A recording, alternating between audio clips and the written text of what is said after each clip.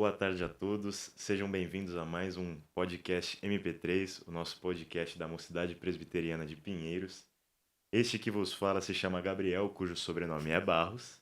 E aqui temos hoje um convidado ilustre, vindo de um lugar tão distante, mais distante do que tão distante, quase águas internacionais, nosso digníssimo Pedro Pamplona.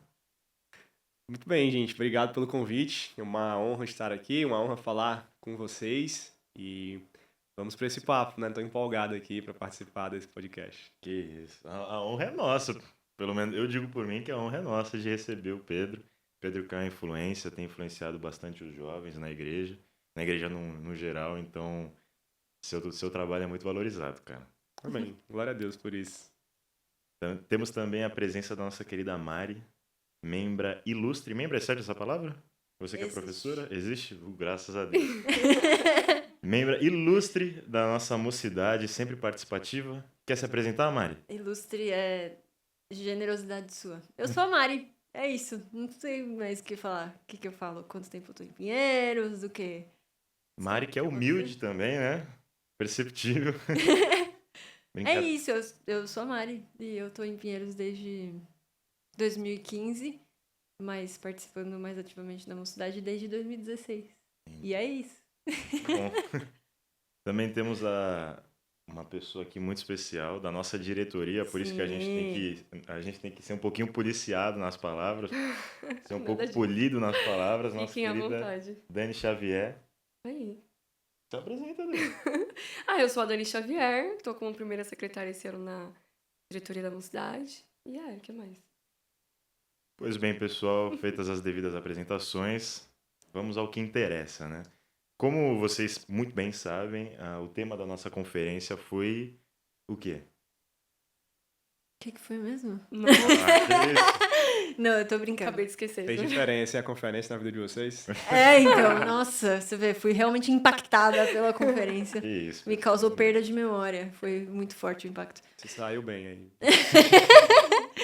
Mas foi cancelado, redimindo a era digital. E tem tudo a ver com o tema do nosso papo aqui hoje. Exatamente. Nosso tema que vai falar tanto sobre as redes sociais quanto a própria cultura pop. E a gente vai colocar o Pedro contra a parede, né? E extrair dele respostas preciosas. Tá bom? Então, vamos para a primeira pergunta? Bora Bora. lá? Ok. Então, Pedro, como você, pastor batista, que já tem um tempo de caminhada, não só no pastoreio, mas também influenciando as mídias sociais, como você definiria a cultura pop? Pergunta filosófica. Quase Opa. isso, assim. É pra isso que você tá aqui. Ainda bem que ele que tem que responder, né? Depois vocês falam aí o que é cultura pop. Difícil definir cultura pop. Sim. No sentido mais abrangente, geralmente se usa cultura pop para se falar de tudo aquilo que caiu no gosto e no uso popular. Por isso, cultura popular. Né? E a gente poderia falar aí de várias áreas. Da área do cinema, dos jogos, de videogame, da música principalmente, né? Das próprias redes sociais, quais são as redes que estão mais populares, quais são as atividades culturais, de entretenimento, de lazer. Tudo isso forma a cultura popular, a cultura pop. Geralmente, quando a gente está falando desse tema para jovens, ou pelo menos mais quando eu falo desse tema, a gente está associando mais a questão ali do entretenimento com cinema, música, séries e talvez jogos de videogame. Seria isso. E redes sociais, né, logicamente. Então, quando a gente fala mais da cultura pop, talvez a gente se associe, não é só isso, mas a gente associa mais a essas questões. E geralmente, quando eu falo de cultura pop, eu não sou muito ligado à área da música, então eu foco mais assim em cinema, séries, talvez alguns jogos, redes sociais, essas coisas. Isso é muito interessante. E é muito interessante porque eu acho legal essa questão simbiótica que existe na cultura pop e as pessoas. Porque na medida que um forma o outro, é essa relação em que as pessoas formam a cultura pop, a cultura popular, como você disse, na mesma medida que a cultura popular, ela dita quem são as pessoas, o que é a moda, por exemplo.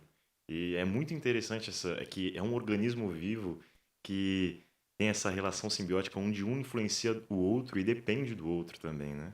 Exatamente. Acho por isso que esse é um tema relevante e bem profundo até de se mexer. Né? Porque nós consumimos e nós somos moldados pela cultura pop justamente porque ela é pop, ela é popular. Tá na boca do povo, tá na casa do povo, tá no celular do povo. O povo gosta, o povo consome. E não só isso, né? Mas nós somos moldados aí por essas coisas que estão no nosso dia a dia, formando a nossa identidade. Então, por isso é um tema bem interessante para cristãos também. É. Polêmico. Às vezes polêmico, é verdade. E aproveitando, como pode influenciar a nossa vida espiritual, cultura pop? Essa é uma pergunta que a gente passaria aqui 10 horas de podcast conversando, gente. Pode influenciar? Pode. E influencia, não é nem que pode, com certeza influencia. Então nós estamos mergulhados na cultura. E aí, a cultura pop ela tem um aspecto que é muito subjetivo. Eu consumo algumas coisas, vocês consomem outras coisas. E em tudo isso, geralmente a gente está muito imergido nas coisas. Né? Essas coisas permeiam a nossa vida por serem populares e por nós gostarmos. Então elas estão ali rondando nossa vida, aquilo que nós assistimos, ouvimos. E a cultura pop tem um conteúdo, lógico. Né? Isso é óbvio, mas a gente às vezes não para pensar nessas coisas. Então ela tem um conteúdo, ela traz uma mensagem. Ela traz um modo de vida, ela traz uma visão de reino. Não tô falando nem de reino de igreja ainda, mas uma visão de reino mesmo. Qual é o seu reino no sentido de como é o meu mundo ideal, como é a minha vida, o estilo de vida que eu quero para mim, quais são os meus valores, quais são os meus princípios, virtudes, a minha moral. Tudo isso é uma visão de reino que a gente tem na vida. E a cultura pop vai moldando essa visão. Então ela influencia em tudo que a gente faz. Tudo, absolutamente, que a gente faz, né? A cultura pop vai nos ensinar sobre como nós devemos viver, quais são as pautas que a gente deve defender, como a gente deve se relacionar com os outros, como a gente constrói ou não constrói família, como a gente estuda, inclusive quais são... A cultura pop tem muito esse poder de levantar os temas, levantar as pautas. O que é importante agora? A cultura pop ela vai tanto olhar para a sociedade e começar a produzir em cima do que a sociedade diz que é importante, como ela vai também levantar as suas próprias pautas, usando a sociedade para dizer, sociedade, isso aqui é importante, é isso agora que a gente faz, é assim que a gente fala, são esses temas que a gente tem. E por ter essa abrangência muito grande, se você pegar, por exemplo, o cinema e a série de televisão, vou falar dessas duas coisas como cinema. Se você pegar a arte cinematográfica, ela tem um alcance muito grande, e principalmente agora na era dos streams, né, que está mais popularizado ainda. Então, filmes e séries e cinema no geral tem um alcance muito grande, tem um poder de emocionar muito grande, e as emoções nos ensinam e nos marcam muito. Tem um poder de contar histórias, e a história também nos marca muito, nos ensina muito, nos molda muito. Então, são coisas que vão formando o nosso imaginário social, nossa visão de reino, nossa visão de vida, nossa cosmovisão. Né? Inclusive aquilo que a gente pensa sobre Deus, sobre igreja. Então influencia de várias formas, de muitos lados. Né? Acho que a gente vai entrar depois em alguns detalhes sobre isso, mas tem uma grande influência e a gente precisa, como cristãos, saber dessa influência, saber que nos influencia, né? E como nós podemos aí fazer um filtro. Né? Não é deixar de ser influenciado, porque a gente precisaria sair do mundo para isso. Né? Mas é fazer um filtro naquelas influências que estão chegando a nós por meio da cultura pop. Pastor, você mencionou uma coisa agora que é muito curiosa, assim, que diz respeito à reação da igreja, né? À cultura pop. Você falou que a cultura pop, ela molda essa nossa... Aliás, ela apresenta uma visão de reino e ela molda a forma como a gente vê o mundo e como a gente encara a vida. E logo em seguida você falou que também, muitas vezes, ela apresenta pra gente uma visão de Deus, do próprio Deus, né? Pode tanto ser num sentido aí de um Deus, né? Como uma entidade, ou enfim, algo que governe todas as coisas, ou do nosso Deus, né? Uma visão ali pensada por esses autores e roteiristas, etc., do nosso Deus. E muitas vezes a igreja se incomoda com esses tipos de inserções, né, e intervenções por parte da cultura pop, Mas eu acho, às vezes, que aquilo que você citou também a respeito de como como a cultura pop nos apresenta uma visão de família, por exemplo, ou valores, ou como a gente encara, sei lá, o trabalho e aspectos um pouco mais corriqueiros da vida, mais ordinários, assim. Como isso também, às vezes, é muito pernicioso, assim, e prejudicial. E aí, eu não sei, fiquei curiosa agora e queria ouvir de você se você acha que o que tem uma influência maior sobre a gente quando a gente pensa em cultura pop, enquanto cristãos, e o que exige da gente um posicionamento, ou então uma reação num sentido, não necessariamente de, tipo, sei lá, cancelar um programa ou uma série, ou o que quer que seja, mas um posicionamento mais firme, assim, a respeito dessas coisas. O que deve incomodar mais a gente é a forma como a cultura pop fala de Deus, por exemplo, e faz referências a Deus, ou às vezes a Bíblia, a textos bíblicos, a livros bíblicos, o que seja, ou a forma como a cultura pop, por vezes, fala de valores que também são caros pra gente, mas que não dizem respeito necessariamente à pessoa de Deus. Porque a gente tende a se ofender muito, né? Eu vejo, assim, uma tendência na igreja de se ofender muito quando uma produção, sei lá, escarnece de Jesus ou apresenta Jesus de alguma forma que não é correta, né? E própria biblicamente, ou então fala de Deus de um jeito estranho. Mas muitas vezes a gente é muito cômodo com outras coisas que são apresentadas por esses mesmos produtos, né? E não fala nada a respeito. Então, queria ouvir de você, assim, o que você acha que, enfim, que tem uma influência maior sobre a gente e que também exigiria da gente um posicionamento mais firme. Essas impressões sobre Deus ou até essas coisas mais corriqueiras e mais banais. Boa pergunta. Boa pergunta. A gente tem que olhar para as produções culturais e aí tentar perceber qual é o objetivo e qual é a intenção. E também até como falando de cinema novamente, como é o roteiro e a trama em que aquele tipo de conteúdo, de mensagem, de ideias sobre Deus, sobre a igreja está inserido. Deixa eu dar um exemplo aqui. Né? A gente teve uma série agora, The Last of Us, e num dos episódios há um líder de um grupo lá, de uma comunidade. Nem sei se vocês assistiram, né? Mas não cheguei vou dar mas joguei. pequeno Também não. spoiler. Joguei Mas primeiro. cara, quem jogou já sabe, né? Eu, por exemplo, já vou ser afetada. Mas tudo bem, Mas vai não em é frente. spoiler importante É pra história. ótimo. Gente, não é spoiler importante pra história. Mas tem um líder lá que ele age como esse líder do grupo, e o grupo é como uma seita que se baseia na Bíblia. Cristã, vamos dizer assim, uma seita cristã. Só que a gente vai ver que ele é um cara mau. Ele é um cara que vai ser um antagonista ali aos personagens principais. Você vai ver que essa seita faz coisas bem erradas, mas ele usa da palavra de Deus para dominar as pessoas, para manipular as pessoas. E aí houve ali algumas pessoas comentando, não se deve assistir isso porque isso fala mal da palavra de Deus, fala mal do cristianismo. Só que tem um ponto aqui bem óbvio pra gente pensar, que é onde eu queria dar um exemplo mais claro, assim, só para entender o que eu tô falando. É que esse personagem, ele é o vilão. Ele é o vilão. Ele não está sendo mostrado como o correto a se fazer é isso aí. É usar a Bíblia para dominar as pessoas. Pastor, mas eles estão colocando um cristão como vilão.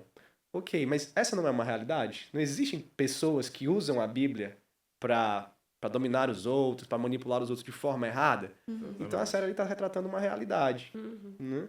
E será que tem algum interesse por trás disso? A gente não tem como saber. Pode ter? Pode. Mas a série está tratando de um vilão, né, fazendo uma coisa errada, e é um vilão cristão que tem paralelos com a nossa realidade muito. Então, eu não vejo isso como problemático.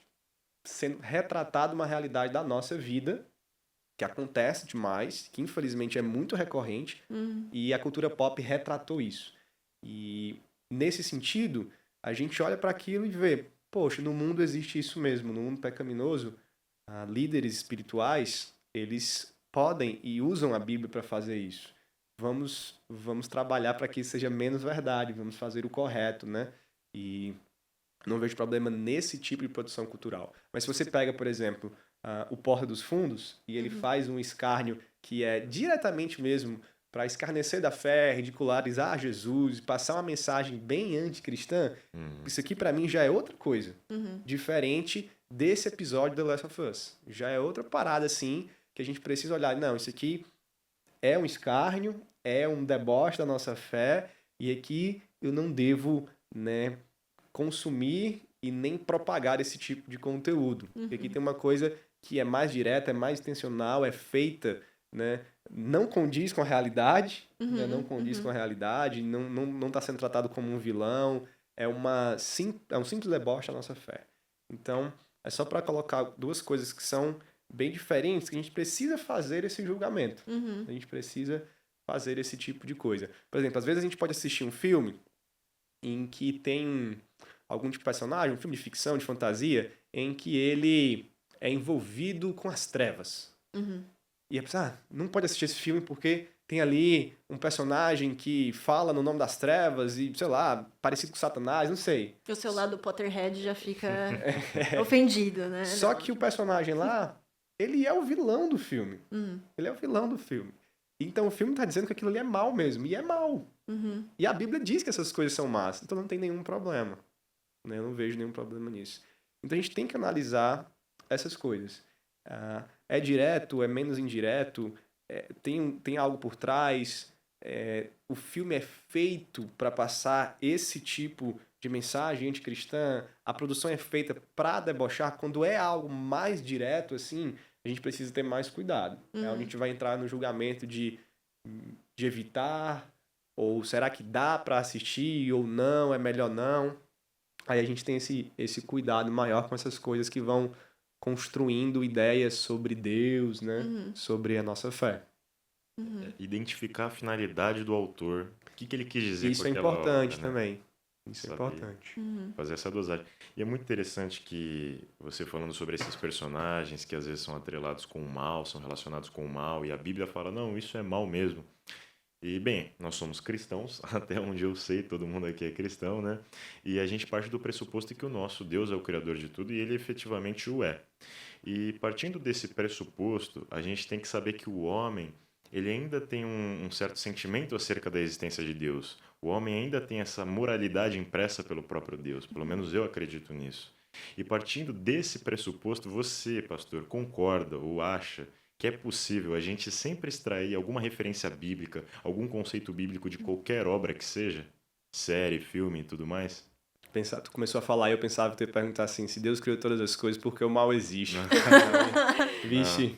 Assunto polêmico, né? Muito polêmico. Complicado. Cara, eu acho que essa é uma postura muito perigosa e não é adequada. Não é adequada. Porque a gente vai começar a forçar as coisas. Eu acho que a gente tem que assistir filme como entretenimento. Boa. E assistir série como entretenimento, em primeiro lugar, como entretenimento. Então, você vai assistir ali, por exemplo, eu gosto muito de Senhor dos Anéis, Star Wars, essas coisas, eu vou assistir, eu vou ler, é pra me entreter, é a boa história, eu quero ficar encantado com aquilo, eu quero achar aquilo bonito, eu quero que aquilo toque meu coração de alguma forma, eu quero que aquilo, né, me conte uma boa história, criativa e tudo. E a gente tem que aproveitar a cultura pop assim, né? Se em algum momento aquilo falou com você de alguma forma, ou você percebeu algo cristão ali, pelo autor ser cristão, ou por ter ali uma apresentação da graça comum, né? Que mostra coisas para nós, que as pessoas fazem coisas, nós somos ainda a imagem de Deus, todos ainda temos algumas virtudes, alguma coisa desse tipo. Então, se isso acontece, a gente pode fazer algum tipo de paralelo, mas quando a gente vai disposto já a achar essas coisas, eu acho que a gente não aproveita a obra em si, e a gente pode começar a forçar as coisas e cometer erros, né? Querendo ver teologia em tudo, Bíblia em tudo, Deus em tudo. Eu acho que isso é mais perigoso do que saudável, né? Assim, que aconteça naturalmente, entendeu? Seria a minha ideia. Por mais eu gostar de ver elementos cristãos em obras, mas que aconteça naturalmente, assim, é melhor. Sim, concordo. E às vezes, assim, você citou um grande nome, né, que a gente pode dizer da cultura pop, que é o Tolkien. E quando a gente pensa, por exemplo, em Tolkien e em Lewis, tinha ali uma intencionalidade, porque os dois tinham fé, né? Os dois eram cristãos. Mas há outras produções, por exemplo, Star Wars, que já não existe essa intencionalidade, né? Você tem ali a boa história sendo contada e etc. Mas não é algo feito com Essa com uma... finalidade. Exato, ou com uma visão de mundo, a partir de uma visão de mundo cristã, né? E que busque, de certa forma, retratar isso. E acho que é de fato exercer discernimento, né? E o que o Gabriel falou sobre pensar na intencionalidade do autor, por vezes, também faz sentido quando a gente está olhando para uma obra da cultura pop, porque nem sempre o autor vai partilhar dos mesmos princípios que a gente e vai ter um desejo ali de falar de Deus, né? E de falar, enfim, da palavra, ou então da história da redenção, o que seja. Mas o que eu fiquei curiosa agora é que é uma coisa que eu vou confessar que eu não esperava ouvir. Que você falou de a gente aproveitar e desfrutar da cultura pop enquanto entretenimento, né? E assim, desfrutar das boas histórias por serem boas histórias. E você vê algum valor nisso pra nossa vida espiritual? Qual que seria o valor da boa história, assim? Se a cultura pop tá aí pra ser aproveitada enquanto entretenimento, qual que é o valor do entretenimento? E existe um limite, por exemplo? Porque também, na igreja, muitas vezes a gente vai ter posturas que são bastante contrárias a isso que você falou, né? Assim, não é puro entretenimento, sei lá, vaidade. É uma coisa que é vã, que não tem valor. Não, tem que ter um princípio ali claro, explícito e... existe valor, então, na boa história, na boa produção que é intrínseco a ela, ainda que não haja uma expressão explícita de valores cristãos? Eu posso também acrescentar algo a essa pergunta? É muito interessante, porque você falou sobre valorizar a boa história, mas a gente também vê séries, por exemplo, aquela série bem famosa, Lúcifer, onde o próprio diabo é o personagem principal e ele nos aparece como um ente bom, uma pessoa boa e tudo mais. Em que situação isso nos é aproveitável? Por exemplo, um cristão, é lícito que ele veja esse tipo de conteúdo? Vamos lá, foi muito bom você começar essa pergunta citando C.S. Lewis e Tolkien, porque eles têm muito a falar sobre isso.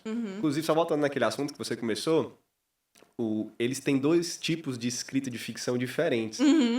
O Lewis, por mais que ele não chame disso, mas vamos dizer que se aproxima de uma analogia. Não chega a ser uma analogia, na minha opinião, mas se aproxima de uma analogia. Então você vê claramente, por exemplo, que o leão, o Aslan, ele é uma figura divina. Ele está representando ali Jesus Cristo e Deus dentro do mundo de Nárnia. Né? E Tolkien ia falar... Desculpa te interromper, mas eu gosto muito de Tolkien. E o Tolkien ia falar justamente que a escrita do Lewis era muito mais alegórica, né? De fazer essa referência, assim, um pouco mais explícita e tal. Desculpa. Isso. E ele dizia que esse não é o estilo dele e que ele não gosta muito desse estilo para ele escrever. Né? E aí o Tolkien já tem essa diferença. Quando você lê Senhor dos Anéis, você não vê essas alegorias ou analogias diretas a nada cristão, assim. Não tem essas referências como em Nárnia tem. Inclusive, na época da Segunda Guerra Mundial, o pessoal ficava tentando retirar do Senhor dos Anéis significados para a sociedade e o pessoal perguntava pro Tolkien, o anel ali, ele significa a bomba atômica, é isso que você quer dizer? E o Tolkien disse, não é isso que eu quero dizer. Você pega a história e você aplica aquilo para sua vida de um jeito particular seu, mas eu estou escrevendo uma história. Em primeiro lugar é isso, é o mundo que eu criei, a história que eu criei, e eu não tô aqui em primeiro lugar para ficar colocando esses significados. Lógico que ele tem uma visão de mundo e uma fé que vai transparecer no Senhor dos Anéis, mas ele tem um tipo de escrita que ele não está ali para fazer alegoria com isso. Inclusive você encontra coisas cristãs, virtudes, valores, né, textos, passagens não textos bíblicos, textos do Tolkien, passagens do Tolkien, você olha aí, cara, esse cara aqui, ele deve ser um cristão, se você não souber, porque tem coisas, lógico que a nossa fé transparece na obra, mas não alegórica. Então tem esses tipos de conteúdo. A mesma coisa com um diretor de cinema, um autor, que ele pode ser um ateu, ele pode ser um anticristão, e você vai ver que tem os caras que fazem o filme para falar isso mesmo, claro, esses significados, e tem os caras que fazem o filme, é uma história qualquer, vai talvez ali em algum momento, de forma direta, passar com uma visão, mas é uma história para ser aproveitada como história. Né? O C.S. Lewis, ele batia muito na tecla no poder didático que as boas histórias têm. Né? Inclusive, a Bíblia, ela é um livro de história. Ela é uma história de Gênesis, Jardim do Éden, a Nova Jerusalém, Apocalipse. Boa. No meio dessa história é que tem os poemas, as cartas e os outros tipos de literatura que servem à história, mas a Bíblia é um livro de história. Inclusive, o gênero mais usado na Bíblia é narrativa, é o histórico, né? Então, existe essa narrativa, a metanarrativa bíblica, e nós, o Tolkien diria, como subcriadores de Deus, somos criadores de histórias também, né? E fazemos isso porque Deus fez. E o Tolkien, ele dizia antes, se você quer ensinar algo para alguém, a história tem um poder magnífico para isso.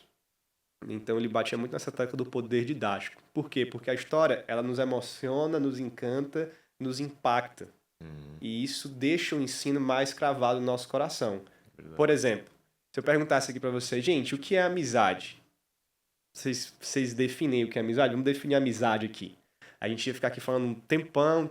Amizade é isso, amizade é aquilo. A gente ia falar várias características de como a gente entende amizade. E aí, a J.K. Rowling pegou e escreveu um livro. E ela fala sobre Harry, Ron e Hermione. Eu diria pra vocês, vamos viver amizade como Harry, Ron e Hermione? Todo mundo vai entender o que é amizade. Todo mundo vai saber. Vamos viver uma amizade como Frodo e Sam? Todo mundo sabe o que é amizade. Vamos ser corajosos como Frodo e Sam? Vamos ser corajosos como os personagens ali de Senhor dos Anéis? A gente sabe o que é. Né? Então, vamos definir o que é amor. O que é amor? Vamos pensar em personagens que amam uns aos outros nas histórias e que agiram por amor nas histórias. E a gente começa aquilo fica muito mais marcado Travado. em nós, né? Por causa das boas histórias. Né? Então, por exemplo, assim, vamos entender o que é justificação? Aí a gente vai lá, justificação vamos definir aqui, vamos para a Bíblia. Aí o Lewis escreve uma história que nós temos um personagem Edmundo e que ele é a ovelha negra da família ali. É o irmão que foi pro lado da feiticeira, que pecou, que errou, que foi rebelde, que foi chato, fez tudo de errado. E no final, na coroação, o Aslan vai adjetivando os reis, né? Dizendo, aqui é o Edmundo, o justo. E logo ele é o justo. Logo ele é o Edmundo, o justo. Até deu uma Né? Porque arrepiada. a justificação. Então, isso marca a gente demais. Talvez mais do que um pastor que falou, justificação é aquilo, não sei o quê, não sei o quê, não sei o quê. Mas ali a gente viu que é a justificação. Então, o C.S. Lewis disse que a boa história tem esse poder didático. E história para ensinar qualquer tipo de valores e virtudes. Se são bons, são aproveitáveis, né? O Tolkien também falava muito sobre isso. E uma coisa que ele falava, eu vou citar duas aqui bem rápido. Eu gosto muito desse tema. Dou aula sobre isso, né? Fico muito feliz de falar sobre isso. Que bom. Ele diz que as boas histórias, e principalmente a fantasia, ela tem um poder ele chama de recuperação. Ele diz que a gente tem a nossa visão da realidade, o nosso encantamento com a realidade recuperados. Inclusive, o Tolkien ele nem chamava mundo fictício ou mundo imaginário. Ele dizia que é um mundo secundário. Nós vivemos no mundo primário, que é, vamos dizer assim, o Tolkien não falaria isso, mas o mundo real, pra gente entender. E o mundo secundário, que é o mundo das histórias. Porque ele diz, a partir do momento que essas histórias nos transformam, elas são verdade, elas são realidade, porque elas nos transformam. Então é um mundo secundário. E aí ele diria assim, quando você olha para uma floresta, e é a floresta lá de Fangor, a floresta encantada do Senhor dos Anéis, e você vê a beleza daquela floresta da fantasia, você recupera o sentimento de olhar para uma floresta que tem na sua cidade ou na sua localidade que você nunca tinha olhado antes. Quando você vê os entes, as árvores se mexendo e falando, você passa a vir para o mundo primário e tem uma visão recuperada da beleza e da importância das árvores. Olha, quando você vê um dragão e ele é magnífico, poderoso, você passa a olhar, por exemplo, para os animais daqui de uma forma mais encantada. Quando você vê o Shadowfax, que é o cavalo do Gandalf, né, que o Gandalf usa, você passa a olhar para a beleza dos cavalos do mundo primário, real. Então, recupera o significado que a gente tem de realidade, de coisas banais da vida que a gente deixou passar. E a gente olha para a criação de Deus, a gente glorifica a criação com isso, né? A fantasia tem esse grande poder. E outra coisa que o Tolkien dizia era o conceito dele de eucatástrofe. Conceito famoso dele aí. Eucatástrofe significa a boa catástrofe. E o Tolkien ensinava o seguinte, toda boa história, ela precisa ter um ponto de virada.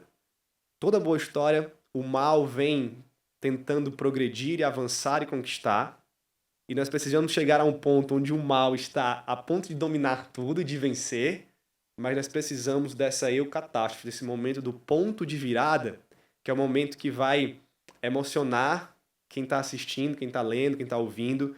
É o momento onde o bem, de uma forma praticamente milagrosa, aquela última esperança, ele vira o jogo e vence o mal.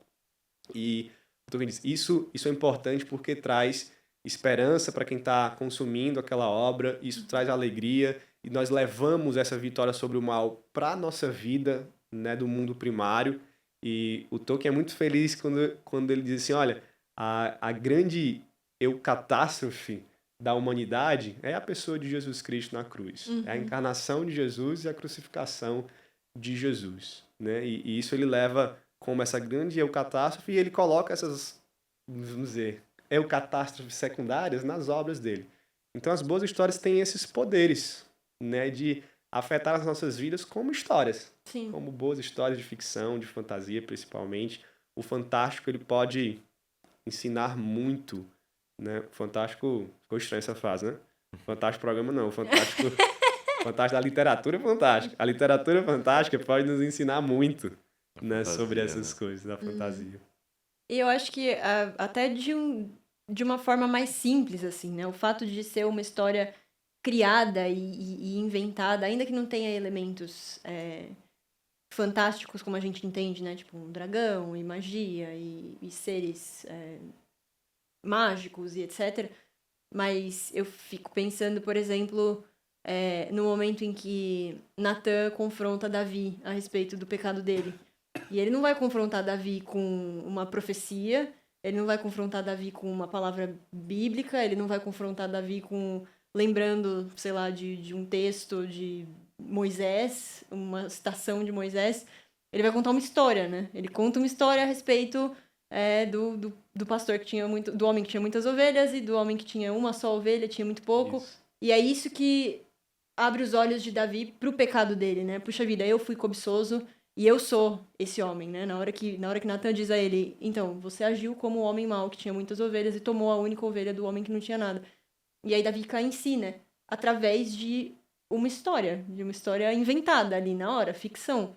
Mas a gente vê o poder da história. A Bíblia nos mostra quão poderosas são as histórias, né? Também Exatamente. por meio dessa Isso, dessa narrativa. Você foi um exemplo bíblico aí perfeito para isso. Foi muito confrontante porque impactou, né? Mostrou o que ele fez. Exatamente isso. Isso é interessante demais, como a palavra de Deus e a própria fantasia tem essa capacidade de mostrar o nosso erro, mostrar pra gente o quão problemáticos a gente pode ser, e a gente às vezes não se dá conta.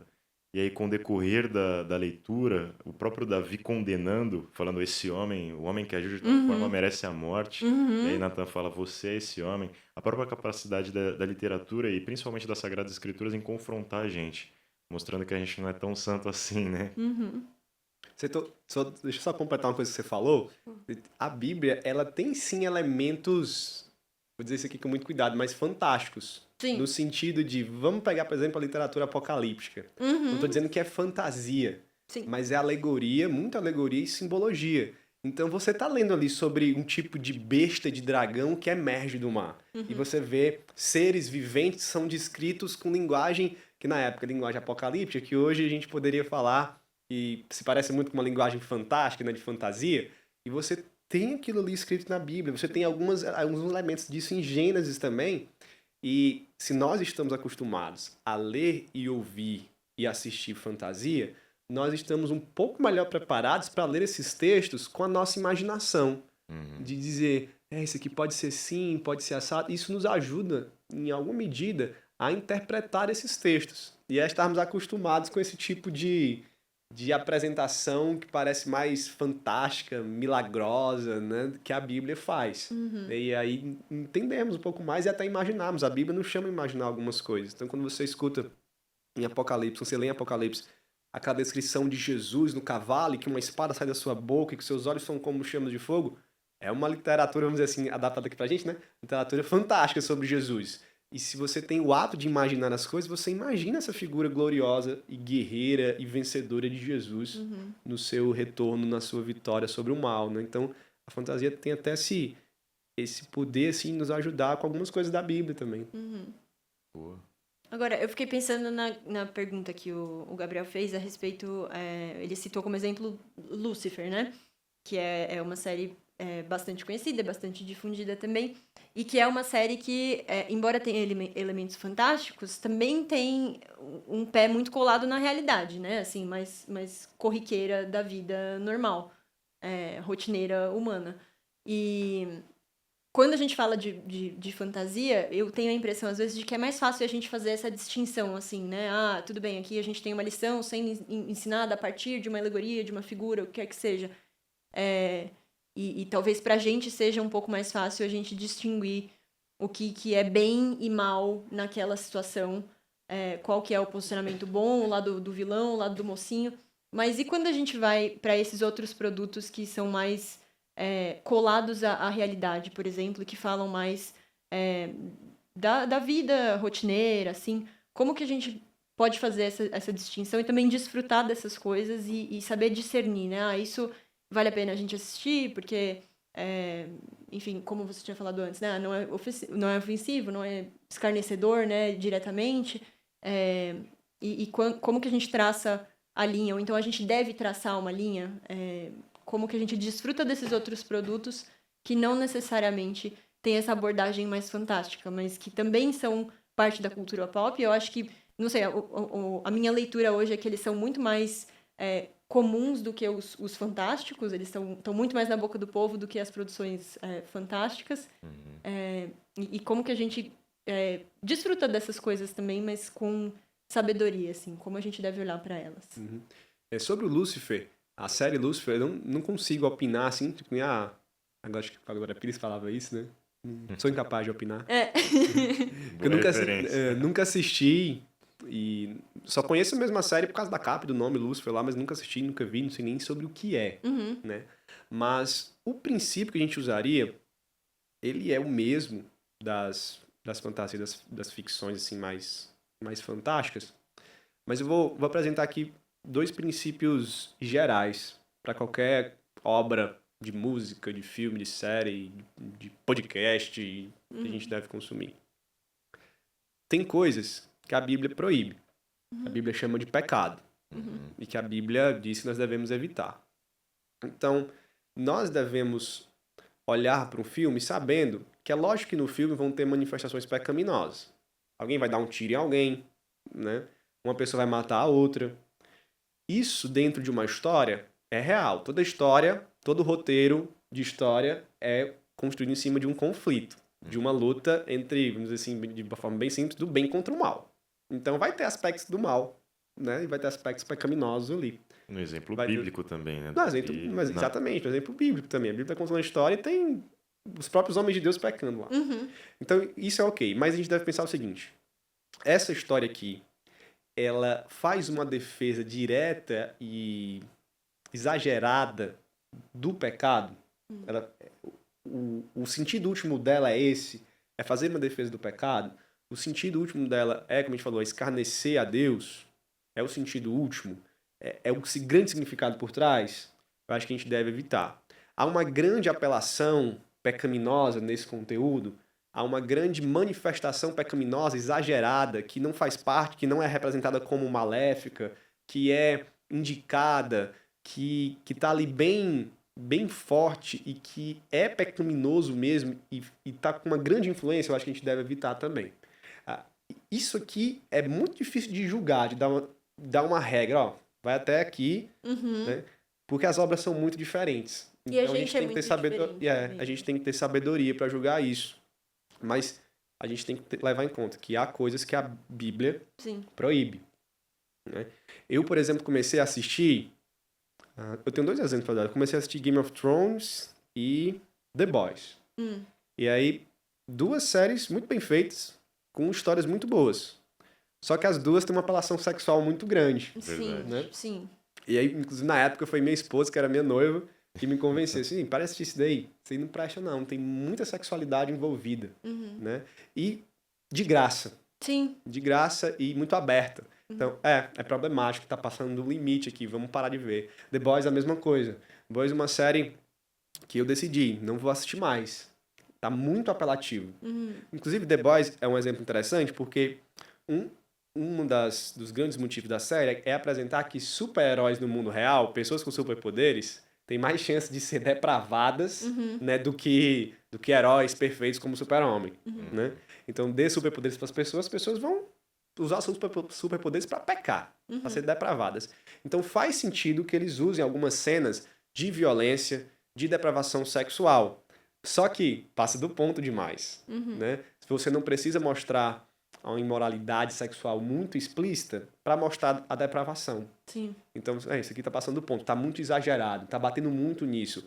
O filme, a série, ela já depende disso, ela se vende como isso. Então tá errado, já tá exagerado, vamos parar de assistir. Então, tem coisas que a Bíblia diz que são erradas e que a gente deve julgar e evitar essas coisas. Músicas, qualquer lugar. Só que tem coisas que a Bíblia deixa em aberto. Ou até que ela permite. E aí é onde vai entrar a questão do eu. Sim. A questão subjetiva. Né? Inclusive com as coisas que a Bíblia proíbe também. O que eu quero dizer com isso? Por exemplo, a gente discute muito bebida alcoólica, né? E assim, a Bíblia não prega uma abstenção. Ela prega moderação com bebida alcoólica, né? Inclusive, Jesus estava lá bebendo vinho. Transformou água em vinho, né? E aí, as pessoas vão decidir se elas querem se abster, se elas querem utilizar do vinho, de alguma coisa, de alguma bebida, enfim. Né? Isso é muito subjetivo. A pessoa pode dizer, não, pastor, se eu beber uma taça de vinho, eu fico bêbado. Se eu ver o cheiro da cerveja, porque eu já fui alcoólatra, eu já vou recair no vício. Então, para mim, a distância é abstenção. Glória a Deus. É a sua realidade. Outra pessoa vai dizer, não, pastor, eu gosto de um vinho e eu tomo um vinho. Às vezes eu tomo uma cerveja na minha casa e tá tudo bem, tá tudo tranquilo. Glória a Deus, é a sua realidade. Com a cultura pop é do mesmo jeito. Você vai ter uma cena onde você vê um casal se beijando. E aí, aquela cena ali para uma pessoa vai passar tranquilo. É um casal se beijando. Eu não tô cobiçando, não mexe comigo, mas para algumas pessoas vai passar aquilo de ser um casal se beijando. E aquilo mexeu com o meu coração. Me levou a cobiçar, me levou ao pecado, pensamentos pecaminosos, né? Então, se eu tenho que passar a cena. Ou se tem muito dessa cena no filme, eu não devo assistir. Então, esse segundo elemento é importante. A gente precisa se conhecer. Porque tem coisas que a Bíblia vai deixar em aberto, mas que a gente sabe das tentações que nós temos e não devemos consumir. Né? Então, assim, eu jogo um jogo de videogame que... Vou dar um exemplo aqui, né? Que ele tem muita violência. É exagerado demais, é exacerbado, é uma violência que, assim...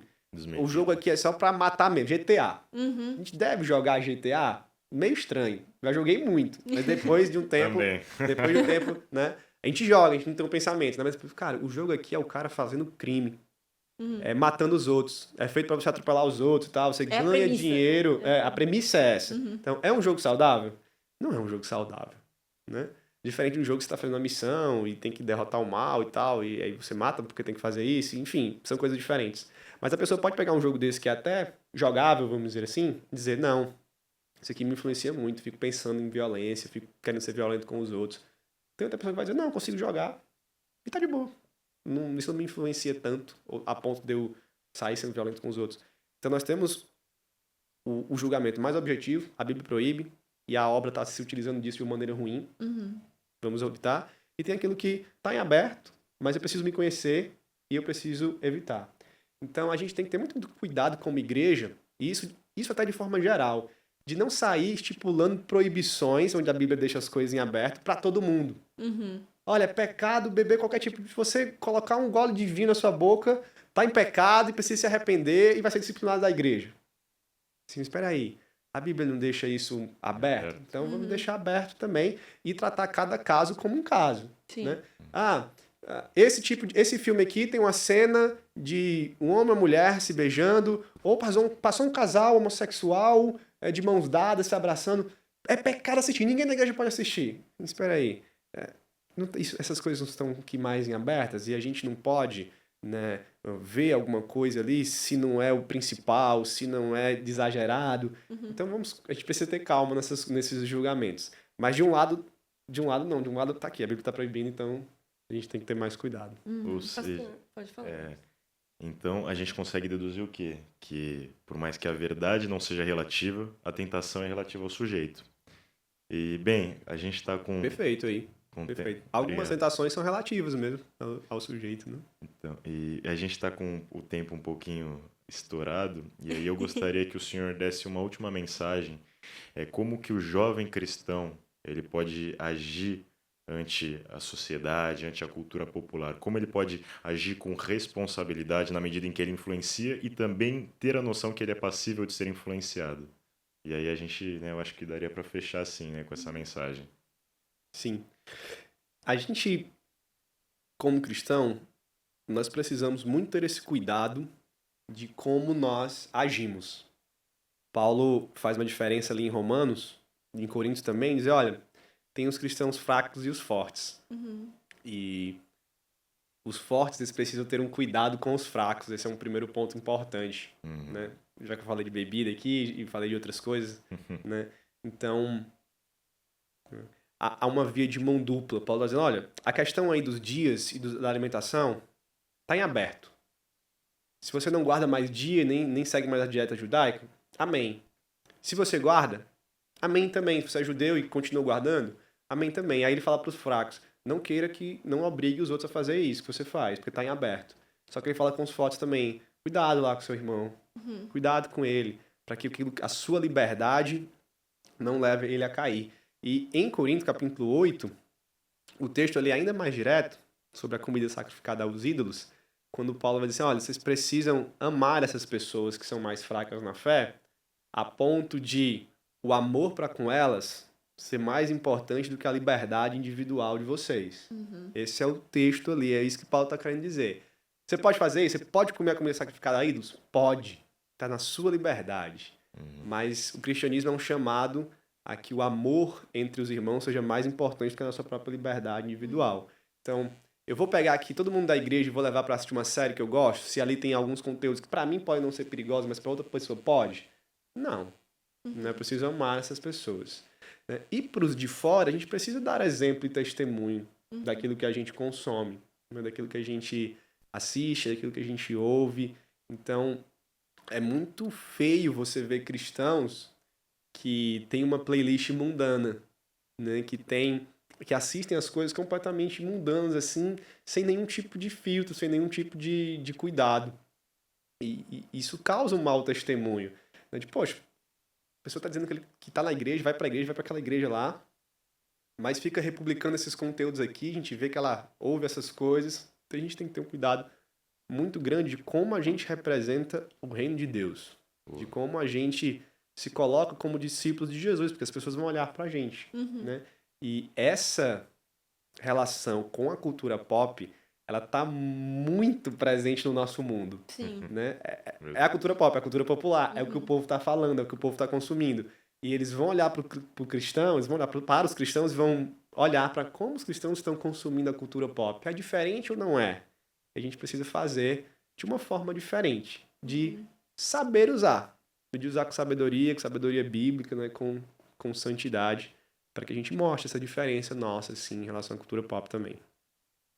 Boa. Perfeito, né, pessoal? Sim. Nossa. Acho que a gente já pode encerrar. Novamente, muito obrigado, pastor, por aceitar o nosso convite e inundar a gente com a sua sabedoria, né? E que possamos mais e mais vezes nos reunirmos aqui, viu? Se o senhor aceitar o nosso convite, tá Sim. bom? Amém. Espero Por voltar. favor. Espero voltar aqui em Pinheiros e Opa. na IPPTV também. Muito bom conhecer vocês, muito bom estar presente na conferência. Obrigado por esse espaço, pela atenção. O pessoal que está ouvindo também, obrigado por isso. E coloque em prática isso, se você aprendeu algo aqui, né? Boa.